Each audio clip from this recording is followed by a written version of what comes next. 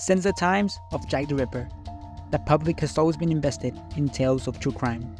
From the creepy to the downright disturbing, people tend to follow the stories of individuals or groups that commit acts only seen in horror movies. I'm guilty of this, as I do find myself invested in some of these narratives.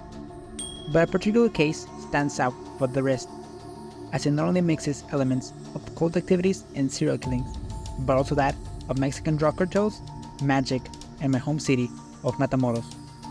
This is the story of the Narcosatanicos.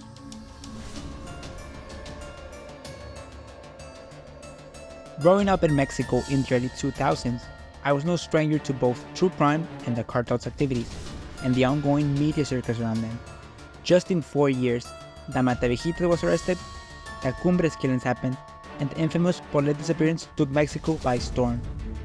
Around that time, cartel-related violence on the border ramped up, leaving cities marked by a constant state of insecurity.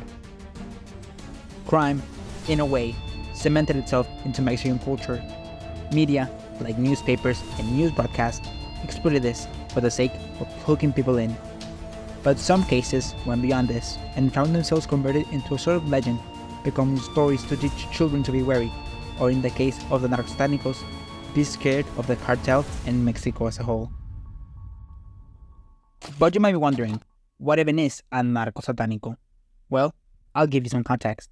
The Narcosatánicos, as the media called them, were a cult belonging to the Hernandez family cartel, led by the mystic Adolfo de Jesus Constanzo.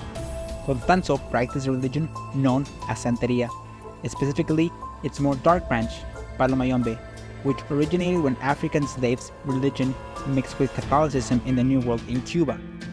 Palo Mayombe revolves around the belief that the living can form contracts with spirits and that through sacrifices, you can strengthen that spirit to do all sorts of things, like predicting the future or cursing someone. Constanzo's mother taught him these practices when he was 9, and then, by age 14 in 1976, he moved to Haiti to be an understudy of one of the country's most prolific brujos.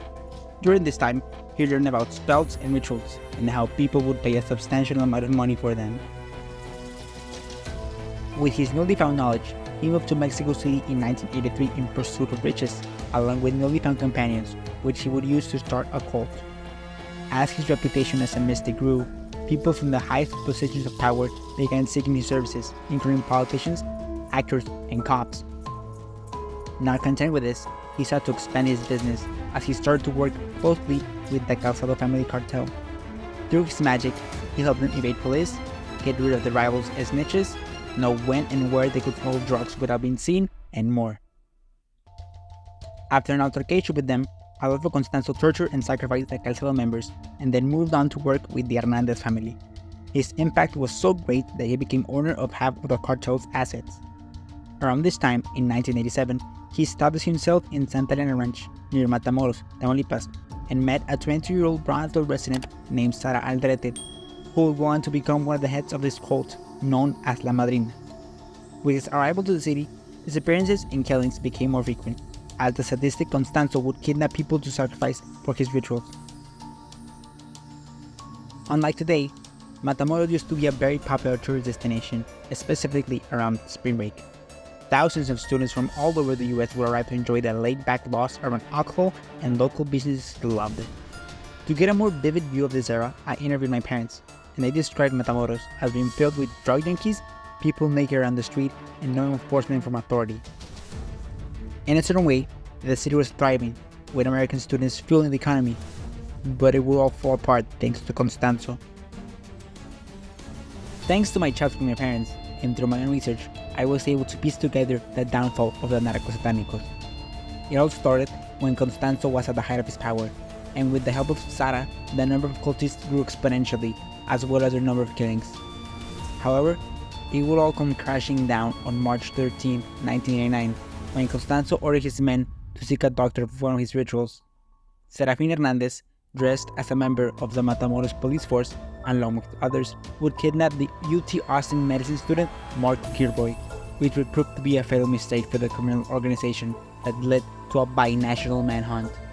Now that an American has become a victim of one of these crimes, authorities from both sides of the border began to investigate the disappearance, leading them down a disturbing rabbit hole. The big break for the case happened on April 1st, 1989, when Serafin, believing himself to be literally invisible due to Constanzo's magic, sped through a police checkpoint, prompting authorities to chase him. He would be detained after reaching Rancho Santa Elena and put into custody. During his interrogation, he would reveal the extent of the cult's brutal actions, while also revealing that there were several bodies buried in the ranch. Returned to Santa Elena, police would discover drugs, ritualistic paraphernalia, and dig up over 25 bodies that feature signs of mutilation, including that of Mark Kilroy. After his base of operation was busted, Constanzo fled to one of his properties in Mexico City, where he would later die in a shootout with police to evade capture. The case garnered international attention, being covered extensively by both Mexican and American media, and even being featured in America's Most Wanted. The impact that Mark Kilroy's murder had on Mexico's perception can't be denied, as now Matamoros isn't seen as the ideal spring break spot. But my city wasn't the only place affected, as the entirety of the country's image was put into scrutiny, as it highlighted the power that cartels held over the populace. With authorities also involved in the case, trust in the people who enforce the law also fell through the floor. A clear before and after could be felt around the 90s, as foreigners now think twice before coming to Mexico, and we residents of the country are now wary of driving on the outskirts of the city. Now that we know all the facts of the story, I can recount my parents' personal accounts of coming across the Narcosatanicos. Like most people in Matamoros around that time, my parents were very careful when going out of town.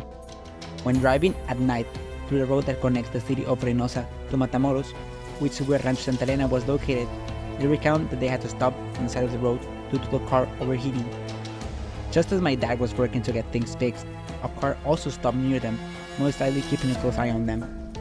There were no signs of movement in the other vehicle, so my parents got a big spook and tried getting things fixed as quickly as possible to avoid the worst. Once the car was up and running again, they fled the scene back to our house. Another story surrounds one of Constanzo's luxury cars. A man left a car in my grandpa's taller, where my dad works.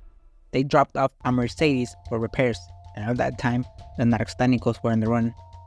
The car stayed parked for months, until a man came and paid for the work and extra fees, and said that he would pick up the vehicle at a later date. By now, my family had pieced together that the vehicle belonged to El Padrino, so they didn't dare to touch it. After more time, with no owner to reclaim it, the car was left to rot. My dad kept the Mercedes badge as a souvenir, but has now lost it. And they also never heard from the people who left the vehicle in the taller ever again.